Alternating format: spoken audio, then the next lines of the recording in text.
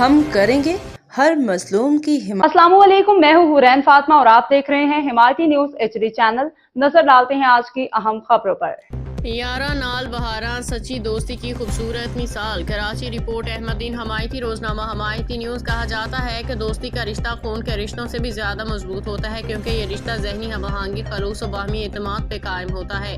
ऐसी ही सच्ची और देरपा दोस्तियों की एक खूबसूरत मिसाल इस महफिल में देखने को मिली, जिसे दोस्त अहबाब मोहब्बत से अपने यारस्तान कहते हैं। इस खुशगवार महफिल की मेज़बानी वडेरा मोहम्मद सदीक हमायती और भाईजान ने अपने दोस्तों के साथ मिलकर की, जहाँ खलूस मोहब्बत और पुरानी यादों ने महफिल को चार चांद लगा दिए। ये यारस्तान किसी 1-2 साल की दोस्ती नहीं, बल्कि कई बरसों पे मुहित ताल्लुकात का गुलदस्ता है, जिसमें मोहब्बत भी है, एहतराम भी, एहसास भी और वो बचपना भी, जो ज़िंदगी की तमाम मसरूफियात के बावजूद आज भी जिंदा है। यारस्तान के ये दोस्त स्कूल फेलो भी हैं, यूनिवर्सिटी फेलो भी हैं, बचपन के साथी भी हैं।